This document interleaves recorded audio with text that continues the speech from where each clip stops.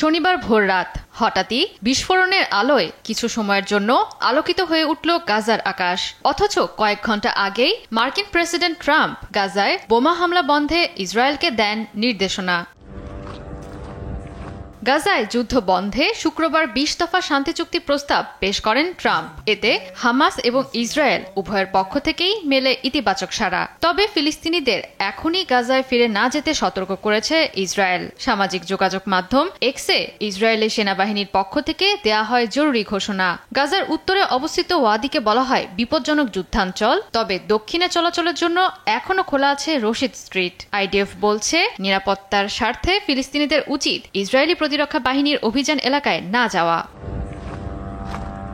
ইসরায়েলের বিভিন্ন গণমাধ্যমে দাবি করা হয় শান্তি পরিকল্পনার প্রথম ধাপ বাস্তবায়নে সম্মত আইডিএফ। তবে গাজা উপত্যকায় সেনাদের নিরাপত্তা তাদের সর্বোচ্চ অগ্রাধিকার। যে কোনো ধরনের হুমকি প্রতিহত করতে তারা অবশ্যই সতর্কতা ও নজরদারি বজায় রাখবে। এদিকে ট্রাম্প প্রস্তাবিত শান্তি পরিকল্পনায় হামাসের সম্মতি জানানোকে স্বাগত জানান ফিলিস্তিনের প্রেসিডেন্ট মাহমুদ আব্বাস। বলেন, গাজা উপত্যকার নিয়ন্ত্রণ শুধু ফিলিস্তিন রাষ্ট্রে। পশ্চিম তীর ও গাজা একত্রিত করার কাজ করা উচিত ফিলিস্তিনের আইন ও সরকারি প্রতিষ্ঠানের মাধ্যমে। সেখানে থাকবে আরব দেশগুলোর পাশাপাশি আন্তর্জাতিক সাহায্য। পূর্ব জেরুজালেম হবে ফিলিস্তিনের রাজধানী।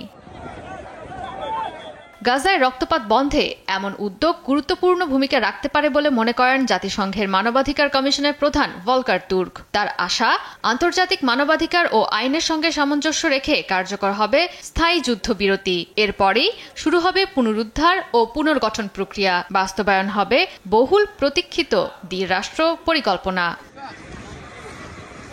জয়া সরকার, নিউজ ডেস্ক, দেশ টিভি।